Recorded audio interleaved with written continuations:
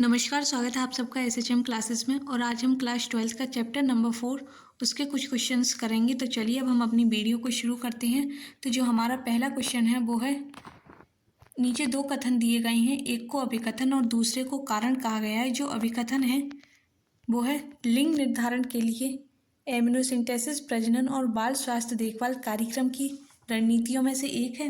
तो जो हमारा एमनियोसेंटेसिस है वो लिंग निर्धारण के लिए तो है, लेकिन प्रजनन और बाल स्वास्थ्य देखभाल के लिए नहीं है। तो ये बात बिल्कुल गलत है।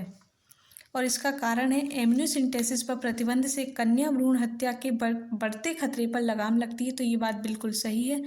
जब हम एमनियोसेंटेसिस का हमने प्रतिबंध कर दिया है तो जो हमारी कन्या की भ्रूण में ही हत्या हो रही थी उस पर क्या हो गया है, लगाम लग गया है।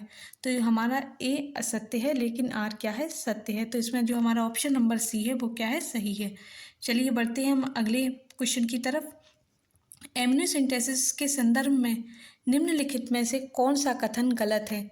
इसका उपयोग जन्म पूर्व लिंग निर्धारण के लिए किया जाता है। तो ये बात बिल्कुल सही है, एमनियोसेंटेसिस का उपयोग इसके लिए किया जाता है। इसका उपयोग डाउन सिंड्रोम का पता लगाने के लिए किया जा सकता है। तो ये बात भी बिल्कुल सही है, इससे हम डाउन सिंड्रोम का पता लगाते हैं।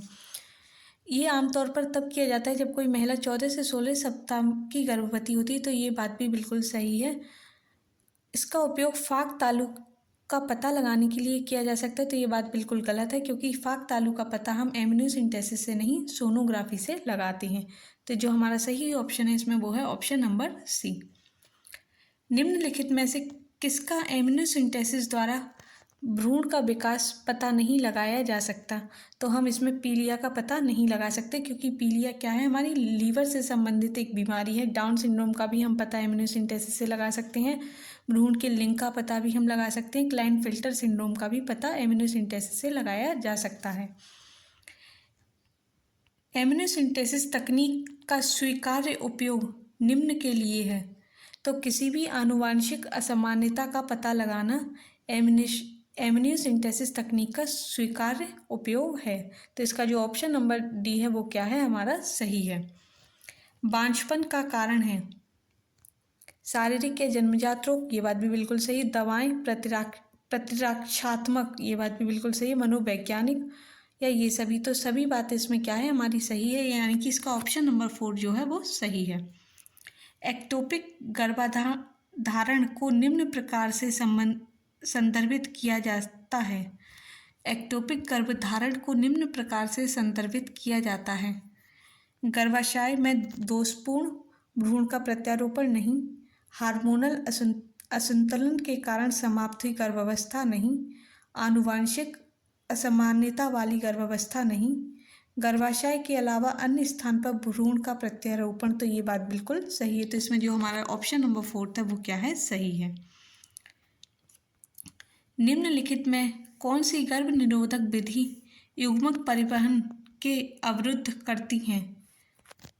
तो इसमें गोलियां नहीं करती हैं, नसबंदी भी करती है, अवरोध भी करती हैं। तो 1 और 3 दोनों सही हैं। तो इसका जो ऑप्शन नंबर 4 है वो क्या है, हमारा सही है। कृत्रिम गर्भाधान का अर्थ है स्वस्थ दाता के शुक्राणुओं को योनि में कृत्रिम रूप से डालना, कृत्रिम गर्भाधान का अर्थ है। तो इसका जो ऑप्शन नंबर 2 है वो क्या है, हमारा सही है। यौन संचारित रोगों को देर से पता लगाना और उनका अनुचित उपचार करने से पेल्विक सूजन संबंधी रोग, तो ये भी होता है। गर्भपात, मृत शिशु का जन्म, स्थानिक गर्भाधारण, तो ये बात भी बिल्कुल सही है। बांझपन या प्रजनन पथ का कैंसर, तो ये बात भी बिल्कुल सही है। यानी कि इसमें ऑप्शन नंबर 4 क्या है, हमारा सही है। नीचे दो कथन दिए गए हैं। कथन 1, हार्मोन रिलीजिंग आईयूडी गर्भाशय को प्रत्यारोपण के लिए अनुपयुक्त बनाते हैं और गर्भाशय ग्रीवा को शुक्राणु के लिए प्रतिकूल बनाते हैं। तो ये बात बिल्कुल सही है। LNG-20 और मल्टीलोड 375 हार्मोन रिलीजिंग आईयूडी हैं। तो इसमें LNG-20 तो हार्मोन रिलीजिंग आईयूडी है, लेकिन Multiload 375 copper T releasing IUD है। तो ये बात बिल्कुल गलत है। तो इसमें हमारा कथन 1 तो सही है, लेकिन कथन 2 गलत है। यानी कि इसमें ऑप्शन नंबर 2 हमारा सही है। कथन 1 सही है, लेकिन कथन 2 गलत है। बढ़ते हैं हम अगले क्वेश्चन की तरफ। नीचे दो कथन दिए गए हैं। सर्जिकल विधियां, जिन्हें नसबंदी भी कहा जाता है, आमतौर पर पुरुष महिला साथी के लिए किसी भी अन्य गर्भधारण को रोकने के लिए एक टर्मिनल विधि के रूप में सलाह दी जाती है। तो ये बात बिल्कुल सही है।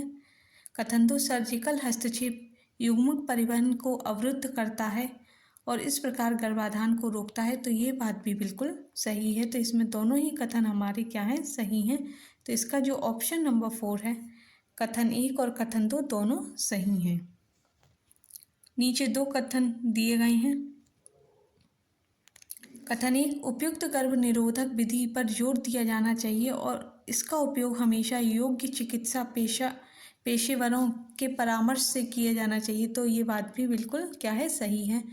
जो गर्भ निरोधक विधि पर जोर देना चाहिए और इसका उपयोग हमेशा किससे करना चाहिए, अच्छे डॉक्टर्स और नर्सेस की परामर्श लेकर ही करा जाना चाहिए। तो ये बात बिल्कुल सही है। कथन 2, ये भी याद रखना चाहिए कि प्रजनन स्वास्थ्य के रखरखाव के लिए गर्भ निरोधक बहुत महत्वपूर्ण आवश्यकताएं हैं। तो ये बात बिल्कुल गलत है, क्योंकि प्रजनन स्वास्थ्य रखरखाव के लिए गर्भ निरोधक बहुत महत्वपूर्ण आवश्यकताएं नहीं हैं। तो कथन 1 सही है, लेकिन कथन 2 क्या है, गलत है। तो इसमें ऑप्शन नंबर 2 क्या है, हमारा सही है। कथन 1 सही है, लेकिन कथन 2 गलत है।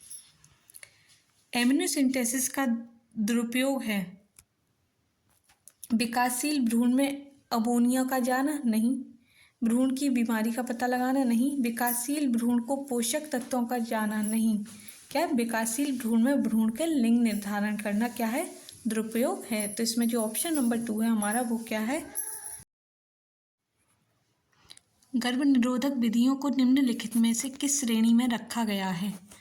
तो प्राकृतिक पारंपरिक में भी रखा गया है, अवरोध में भी रखा गया है, आईयूडी में भी है, एमटीपी में नहीं है, मौखिक गर्भ निरोधक भी हैं, आईवीएफ नहीं है, इंजेक्शन में भी गर्भ निरोधक विधियां हैं और प्रत्यारोपण में भी हैं। तो इसका जो सही ऑप्शन है वो है ABCEGH, यानी कि 4th ऑप्शन इसमें क्या है, हमारा सही है। भारत में वर्तमान में गर्भ निरोधक की सबसे व्यापक रूप से स्वीकृत विधि निम्नलिखित में से कौन सी है। सर्वाइकल कैप्स नहीं, ट्यूबेक्टोमी नहीं, डायाफ्राम नहीं, आईयूडी सबसे व्यापक रूप से स्वीकृत विधि है। जो आईयूडी है वो बहुत प्रभावी और लोकप्रिय भी है। टेस्ट ट्यूब बेबी प्रो कार्यक्रम में निम्नलिखित में से कौन सी तकनीक अपनाई गई है। तो इसमें इंट्रासाइटोप्लाज्मिक स्पर्म इंजेक्शन, नहीं। यूटराइन इंसेमिनेशन, नहीं। गैमेट इंट्राफेलोपियन ट्रांसफ़र, नहीं। Zygote intrafallopian transfer. तो ये बिल्कुल सही है। तो इसमें जो सही ऑप्शन है वो है ऑप्शन नंबर डी।